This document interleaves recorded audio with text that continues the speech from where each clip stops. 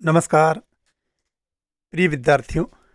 आज हम बीए प्रथम वर्ष हिंदी साहित्य में कहानी एकादशी में संकलित पर्दा कहानी के लेखक यशपाल के व्यक्तित्व एवं कृतित्व को स्पष्ट करेंगे। यशपाल का जन्म 1903 ईस्वी में और उनका निधन 1976 ईस्वी में हुआ। हिंदी साहित्य में यशपाल मार्क्सवादी कथाकार के रूप में जाने जाते हैं।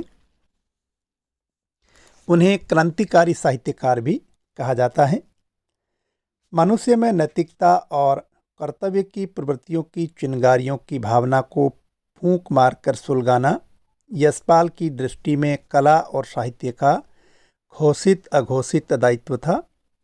अपने इसी दायित्व निर्वाह के चलते हुए आधुनिक हिंदी गद्य के ऐसे लेखक हैं जिन्होंने कल्पना की बुनियादी भूमिका को नकार कर साहित्य के माध्यम से वैचारिक क्रांति की पृष्ठभूमि तैयार की, जिनकी कल्पना शक्ति ने पारंपरिक आदर्शवादी चारित्रिक ढांचे को तोड़कर यथार्थवादी चारित्रिक ढांचे में सुनियोजित ढंग से कथात्मक कृतियां रची। प्रेमचंद के यथार्थवादी आंदोलन की नींव को सुदृढ़ करते हुए उसे विशिष्ट सैद्धांतिक ढांचे में ढालकर नई दिशा दी। रोमानियत और यथार्थवाद के बीच के विरोध को पाटते हुए यथार्थवाद के सहारे रोमानियत की प्रवृत्ति को वस्तुपरक ढंग से उन्होंने व्यक्त किया। प्रगतिशील कथाकारों में सर्वाधिक महत्वपूर्ण रचनाकार यशपाल जी का जन्म 3 दिसंबर 1903 में फिरोजपुर छावनी में और निधन 25 दिसंबर 1976 को हुआ था। यह हम बात पहले ही स्पष्ट कर चुके हैं। कई बार अति लघुतरात्मक प्रश्नों में इस तरह के प्रश्न पूछ लिए जाते हैं। आर्य समाज का प्रचारक बनाने की इच्छा से उनकी मां ने उन्हें शिक्षा के लिए गुरुकुल कांगड़ी भेजा। उनके अंतर मन में वैचारिक संघर्ष की शुरुआत आर्य समाज में हुई। गुरुकुल कांगड़ी में रहते हुए विदेशी दासता के प्रति तीव्र आक्रोश और देश के प्रति गर्व का भाव यहीं रहकर पैदा हुआ।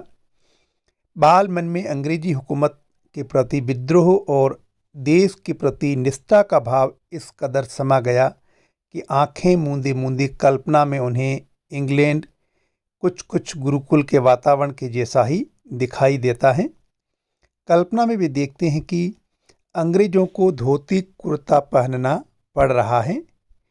स्वाधीनता आंदोलन के तत्कालीन वातावरण ने उनके लिए अपार संभावनाओं का कार्यक्षेत्र खोल दिया था। अंग्रेजी साम्राज्यवाद के विरुद्ध गांधी जी के असहयोग आंदोलन से वे कुछ दिनों तक संबंध रहे, लेकिन आर्य समाजी वातावरण और गांधी जी का रास्ता यशपाल जी के क्रांतिकारी स्वभाव को अधिक समय तक नहीं बांध सका, क्योंकि गांधी सत्य और अहिंसा के पुजारी थे तो यशपाल क्रांतिकारी रास्ते पर चलने वाले थे। वे स्वभाव से क्रांतिकारी थे, इसलिए उन पर मार्क्सवाद का प्रभाव दिखाई देता है। लाहौर के नेशनल कॉलेज में प्रवेश करने के पश्चात भगत सिंह और सुखदेव आदि क्रांतिकारियों के सानिध्य में आने से क्रांतिकारी गतिविधियों की तरफ उनका खिंचाव बढ़ता चला गया। सन 1921 के बाद वे सशस्त्र क्रांतिकारी आंदोलन में सक्रिय भागीदारी निभाने लगे। बम, पिस्तौल, क्रांति, आज़ादी जैसे शब्द उनके जीवन का पर्याय बन गए। यह प्रश्न भी परीक्षा में पूछा जा चुका है कि बम, पिस्तौल, क्रांति, आज़ादी जैसे शब्द किस लेखक के जीवन का पर्याय बन गए, तो आपका उत्तर होगा यशपाल। चंद्रशेखर आज़ाद के शहीद हो जाने पर वे हिंदुस्तानी समाजवादी प्रजातंत्र के कमांडर नियुक्त हुए। सन 1932 ईस्वी में पुलिस से मुठभेड़ हो जाने पर गिरफ्तार कर लिए गए। 14 वर्ष की जेल हुई। जेल में उन्होंने साम्यवादी विचारधारा का गहन अध्ययन किया। समाजवादी दृष्टि के तहत उनके मन में विषमता और असमानता के विरुद्ध आवाज़ उठने लगी। सन 1938 ईस्वी में जब उत्तर प्रदेश में कांग्रेस मंत्रिमंडल बना तो अन्य बंदियों के साथ उनकी रिहाई के आदेश भी दे दिए गए। जेल से मुक्त होने के बाद शीघ्र ही यशपाल जी की समझ में आ गया कि अपेक्षित संगठन और आर्थिक अभावों के कारण हथियारों की लड़ाई संभव नहीं है। अतः उन्होंने अपने हाथों में पिस्तौल की जगह कलम पकड़ ली। क्रांतिकारी चेतना के विकास के लिए उन्होंने पत्रकारिता और साहित्य सृजन का मार्ग चुना। उन्होंने विप्लव नामक मासिक पत्र निकालना शुरू किया। विप्लव के अतिरिक्त यशपाल जी ने रक्ताब और नया पथ का भी संपादन किया। ये प्रश्न पूछा जा सकता है कि विप्लव मासिक पत्र किसने निकाला? यशपाल जी ने, और उन्होंने रक्ताब और नया पथ का भी संपादन किया। यशपाल जी ने साहित्य सृजन की शुरुआत कहानीकार के रूप में की थी। उन्होंने जीवन की ठोस वास्तविकताओं, जटिलताओं, काल्पनिकता तथा विचारधारा का समन्वय प्रस्तुत करते हुए कहानियों का निर्माण किया। सामंती और पूंजीवादी मूल्यों से टकराते हुए समाजवाद की आधारशिला रखी। आगे चलकर उपन्यासकार के रूप में बहुचर्चित हुए झूठा सच उपन्यास उनकी कृति का आधार स्तंभ बना। औपन्यासिक विधान में यशपाल जी के क्रांतिकारी विचार, उनका चिंतन अति प्रखरता और स्पष्टता के साथ उभरा।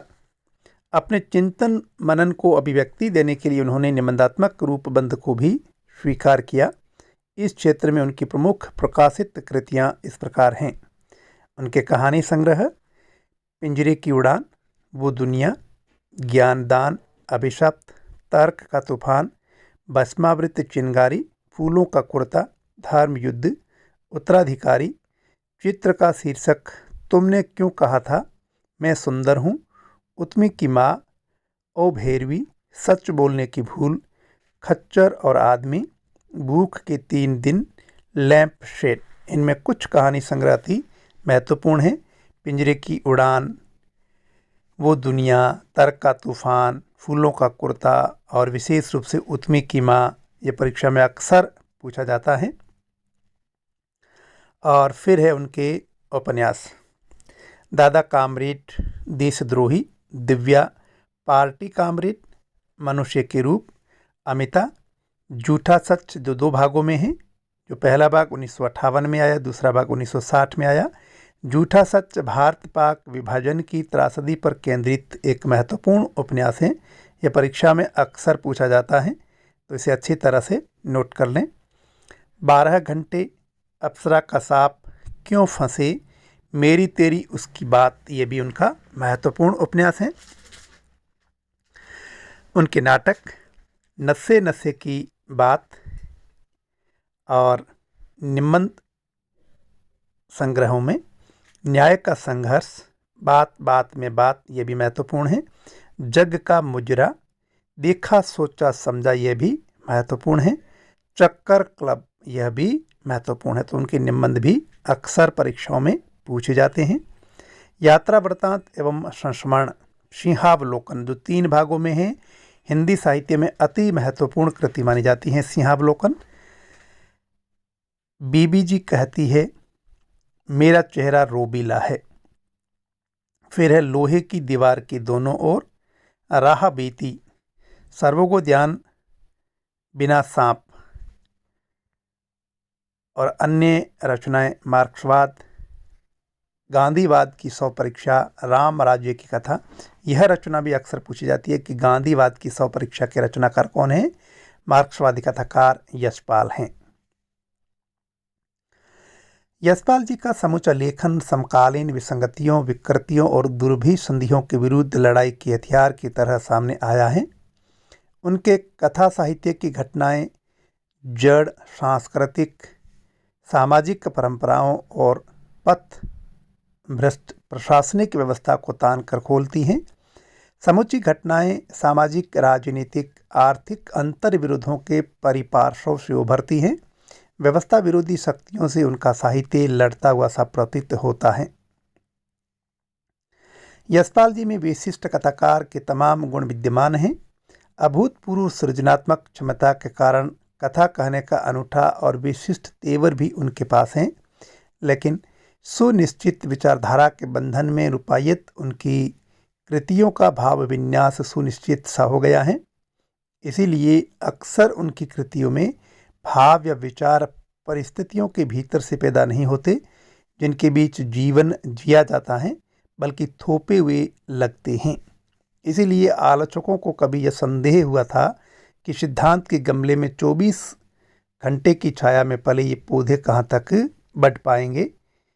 यशपाल जी का साहित्य आलोचकों द्वारा आरोपों के कटघरे में खड़ा किया जाता रहा है। उनके बारे में धारणा यह रही है कि वे कलाकार की अपेक्षा मार्क्सवादी दृष्टिकोण के प्रचारक अधिक हैं, या फिर रोटी और सेक्स की समस्याओं के लिए उन्होंने कहानियाँ लिखी। यशपाल जी द्वारा यथार्थवाद की आड़ में सेक्स समस्याओं के खुले चित्रण पर डॉक्टर रामविलास शर्मा, जो मार्क्सवादी आलोचक है, ने आपत्ति उठाई है। उन्होंने उनके सेक्स प्रेम को साड़ी चोली उतारोवाद कहा और लिखा कि यशपाल के पात्र जनजीवन के प्रतिनिधि नहीं हैं, वे उस वर्ग के प्रतिनिधि हैं जिनके लिए सेक्स और आत्म पीड़ा की समस्याएं प्रधान हैं। तो इस तरह से हमने देखा कि यशपाल एक मार्क्सवादी कथाकार हैं। हिंदी उपन्यास कहानियों के क्षेत्र में उनका महत्वपूर्ण योगदान है। हिंदी निबंध में भी और संस्मरण रेखा चित्र में भी वे महत्वपूर्ण रचनाकार के रूप में उभरे हैं। प्रगतिशील दृष्टि, मतवादी आग्रहों की जकड़न, विशिष्ट सैद्धांतिक पक्षधरता और कलात्मक ऊंचाई के अभाव के बावजूद यशपाल के कथा साहित्य का महत्व कम नहीं है। उनकी कृतियां अपने समय का प्रामाणिक दस्तावेज हैं, उनका अपना ऐतिहासिक महत्व है। तो इस तरह से हमने मार्क्सवादी कथाकार यशपाल के व्यक्तित्व और कृतित्व को स्पष्ट किया। अगली कक्षा में हम उनकी कहानी पर्दा की समीक्षा करेंगे। धन्यवाद।